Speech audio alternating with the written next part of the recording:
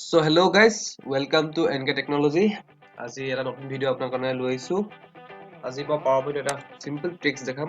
So আপোনাৰ PowerPoint প্ৰথম উলিয়াই ল'ব। PowerPoint আপুনি গৈ ল'ব। PowerPoint চাওক আপোনাৰ এই ফ্ৰেমটো আপোনাৰ সৰু হৈছে, ঠিক আছে?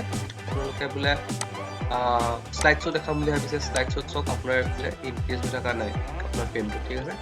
আপোনাৰ এই ফ্ৰেমটোকে ডাঙৰ কৰিবৰ কাৰণে আমি কি কৰিম, ডিজাইনত যাম ফাৰ্ষ্ট। ডিজাইনত গৈ পিনে আপোনাৰ পেজ ছেটআপ যাম।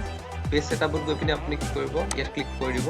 ক্লিক কৰি পিনে আপুনি চাওক ইয়াত লিখা আছে অন স্ক্ৰীন শ্ব' 16.9, ঠিক আছে? ইয়াত ক্লিক কৰি দিব। ক্লিক কৰি পিনে অ'কে দি দিব। চাওক আপোনাৰ ফ্ৰণ্ট পেজখন আপোনাৰ ডাঙৰ হৈ গৈছে, ঠিক আছে? এইটো এটা চিম্পল ট্ৰিক্স হয়। আপোনালোকে যদি বিচাৰি পোৱা নাছিলে, আপোনালোকে ইয়াত গৈ পিনে ডিজাইন গৈ পিনে জাষ্ট পেজ ছেটআপত গৈ পিনে আপুনি ইনক্ৰিজ কৰি ল'ব পাৰিব। চ' আপোনাৰ যদি ভাল লাগিলে ভিডিঅ'টো আপুনি লাইক কৰক, শ্বেয়াৰ কৰক, আৰু লগতে আপুনি ছাবস্ক্ৰাইব কৰিব নাপাহৰিব। আৰু লগতে আপোনাক যদি এনেকুৱা আৰু ভাল ভাল ভিডিঅ' আপোনালোকক লাগে তেতিয়াহ'লে আপুনি কমেণ্ট কৰক, মই আপোনালোকক দিবলৈ চেষ্টা কৰিম। ধন্যবাদ।